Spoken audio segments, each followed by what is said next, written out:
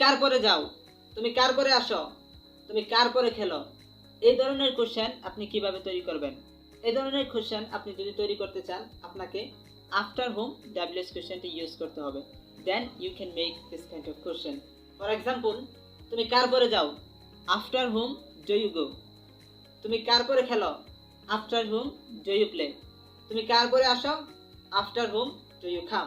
এখন যদি আপনি বলতে চান যে তুমি কার পরে গিয়েছিলে, তাহলে আপনি বলবেন after home did you go.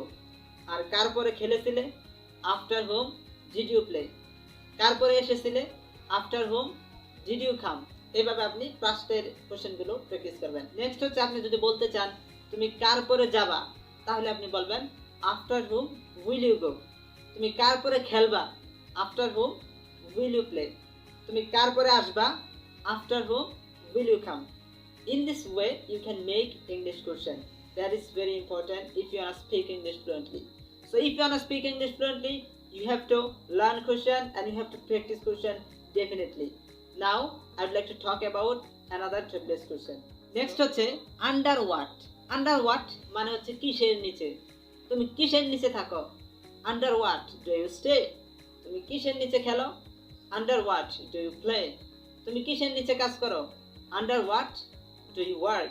আর যদি বলতে চান তুমি কিসের নিচে থেকেছিলে, তাহলে আপনি বলবেন under what did you stay. Did you stay. আর তুমি কিসের নিচে থাকবা, তখন বলবেন under what will you stay. তারপর হচ্ছে, আপনি যদি বলতে চান তুমি কিসের নিচে কাজ করেছিলে, তাহলে বলবেন under what did you work. তুমি কিসের নিচে কাজ করবা, under what will you work. তুমি কিসের নিচে খেলেছিলে, under what did you play. তুমি কিসের নিচে খেলবা, under what will you play. এইভাবে আপনি আরো 50টা 60টা বা আরো বেশি আপনি সেন্টেন্স প্র্যাকটিস করেন, কোশ্চেনগুলো প্র্যাকটিস করেন, definitely you will be able to speak English fluently. So if you want to speak English fluently, you need practice and practice. Without practice, you can't speak English fluently.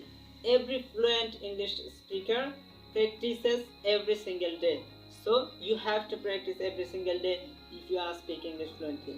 So keep practicing and see you next class. Okay? Bye-bye.